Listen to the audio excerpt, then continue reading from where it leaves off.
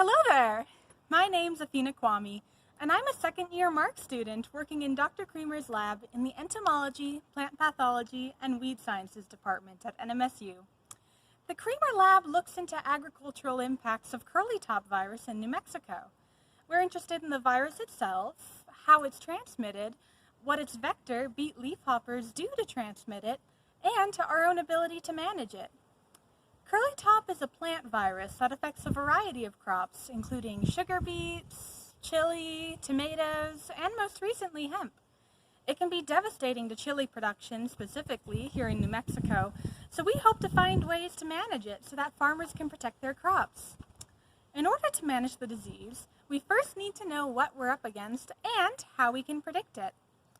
I personally work on the prediction and preparation side of the goal. You see, in order to know what we need to be controlling, we need to know what is there in the first place. I'm seeking to find what isolates of curly-top virus are present in southern New Mexico, as well as whether or not they are changing. After all, resistance is often isolate-specific, so if we want to screen chili plants for resistance, we need to know what exactly they need to be resistant to in order to stand the best chance of surviving and producing fruit. I collect samples of both chili and leafhoppers, then test them to find what strains of curly-top virus they're infected with. By doing this, I hope to develop a sort of snapshot of what isotopes of the virus we need to protect our crops against. So far, I've found 5 different curly-top isolates in chili plants, and I'm still working towards finding more. In the lab, I use a variety of library prep techniques, including DNA extraction and PCR.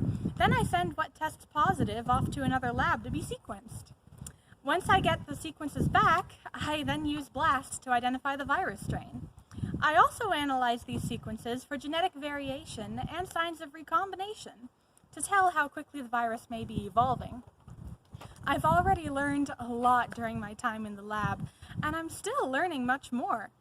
I'm very passionate about the cause we're working towards. After all, understanding the problem is the first step to finding a solution.